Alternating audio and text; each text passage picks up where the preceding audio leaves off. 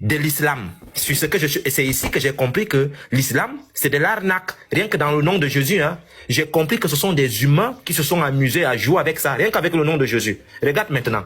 Jonas, Yonan, en hébreu, le Y il ne bouge pas. En hébreu, le Y il ne bouge pas.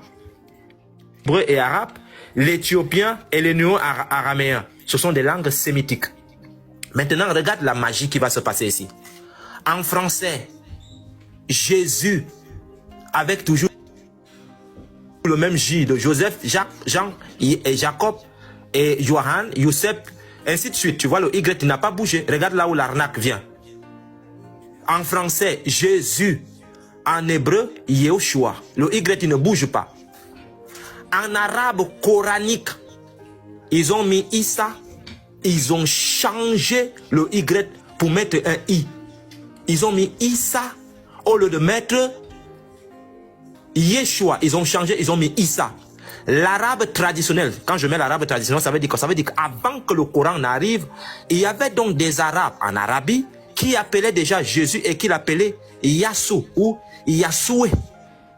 Yassou ou Yassoué en arabe. Mais quand le Coran est venu, le Coran a changé le nom de Jésus. Ils ont mis Issa.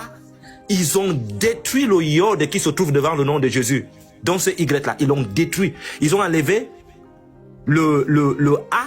Ils ont mis le I. Ils ont enlevé le OU. Ils ont mis le A. Issa. Ils ont donné le nom de Issa. Ils ont enlevé Yassou ou Yassoué. Maintenant, quand on prend la même personne qui porte le même nom, à peu près comme Jésus, on va prendre le cas de Josué. Ils ont en hébreu, ça donne Yeshua aussi. C'est presque le même nom. Maintenant, quand on passe en arabe coranique, ah là, ils n'ont pas changé le Y. Ils ont bien mis Yusha. Ils n'ont pas enlevé le Y. Mais quand ils ont parlé de Jésus, ils ont enlevé le Y. Pose-toi la question, va demander aux imams. Pourquoi on a enlevé le Y devant le nom de Jésus? Ça, c'est à l'époque, ça fait peut-être 2 ans aujourd'hui. 2 ans aujourd'hui. Et regardez, Jésus et Josué, ils ont presque les mêmes noms. Et ça donne les mêmes noms en hébreu. Mais ici, l'arabe coranique a mis Issa. Et ils ont mis Yusha. Ils ont bien utilisé le Y. Et pourtant, l'arabe traditionnel a conduit le Yusha. Mais pourquoi ils l'ont fait? Ils ont fait ça pourquoi? Alors, j'avais écrit ici à l'époque, nous remarquons que le nom de Jésus et le nom de Jésus sont des noms qui se ressemblent. Mais l'islam, par l'envie de créer et effacer le nom de Yassou en arabe traditionnel, c'est-à-dire le vrai nom de Jésus, pour mettre le nom d'un inconnu qu'on va appeler Issa. Dans le concept sémitique des langues et des noms, les noms, c'est-à-dire dans le concept sémitique, les langues, les noms ont une signification. Et c'est là où je te passe ici, puisque tu nous as posé la question. Jésus, quel est son nom? Là, tu vois Yeshua. Et il y en a 4 lettres qui se lisent de la droite vers la gauche. 1, 2, 3, 4. Ça, c'est le nom de Jésus. Yeshua, il y a le yod. Ouais. Il y a les choses, comment on appelle ça même là? Le shin, voilà. Il y a le yod, il y a le shin. Le vav. Il y a le vav, et puis il y a le haïd. Et puis il y a le haïd. Donc ici, voici le vrai nom de Jésus. Il y a le yod, la plus petite lettre de l'alphabet hébraïque, le yod, que je t'ai montré dans ce livre-là. Le yod, qui donne le Y. T'as vu? Le yod, qui donne le Y. Et c'est donc, dans la langue sémitique, on trouve ces Y partout. Partout. Mais sauf que vous, la personne qui a créé le Coran, va décaler ce nom-là, va décaler ces Y qu'on trouve dans le nom de Jésus ici, ce petit yod-là. Il va le décaler, il va détruire ceci. Il va mettre Issa, Issa. Et bah, donc, on trouve donc le yod, le shin, le vav et le ayin. Que je vais te montrer rapidement ce que ça veut dire. Le yod, la plus petite lettre de l'alphabet hébraïque, sa valeur numérique est le 10. Cette lettre signifie la main de Dieu. Donc, dans le nom de Jésus que tu vois devant toi là, toute son histoire est dedans. Là, ce nom en hébreu là, toute l'histoire de Jésus est dans ce nom-là. De sa naissance jusqu'à sa crucifixion, de son éternité, tout est dedans. C'est pour cela la question que tu poses en demandant que qui vous a donné le nom de Jésus, c'est une bonne question. Mais si on entre avec vous dans ce nom de Jésus là, ça devient encore très tranchant pour vous, puisque on va démontrer la divinité de Jésus rien que dans ce nom là. Donc la petite lettre là, sa valeur numérique c'est le 10, ça signifie la main de Dieu. Ça signifie main, force, puissance, pouvoir, domination et vigueur. Tu demandes à tous les juifs, c'est ce que ça veut dire.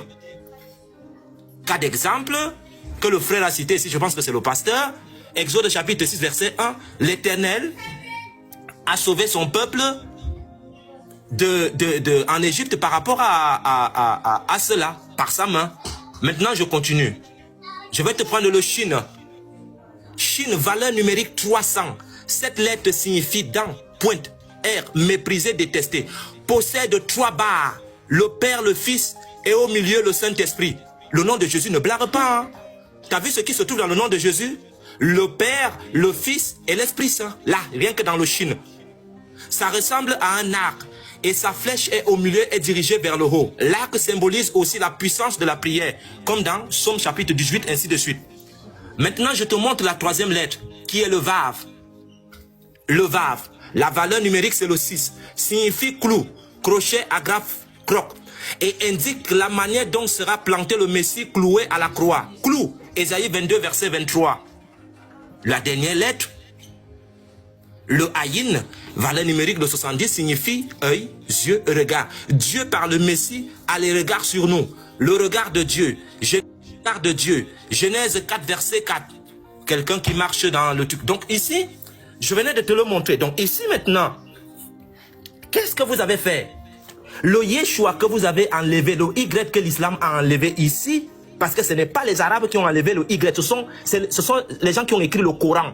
Ce sont eux qui ont enlevé le Y. Ils l'ont enlevé pourquoi? Ils l'ont enlevé parce que Yeshua veut dire Dieu sauve.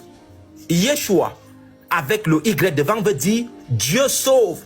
Yah sauve, Dieu sauve, comme je venais de te le démontrer par son nom. Et pourtant, Issa que vous avez mis dans le Coran veut dire généreux. Généreux. Issa veut dire, va demander partout. Issa veut juste dire généreux. Et pourtant, Yeshua veut dire Dieu sauve.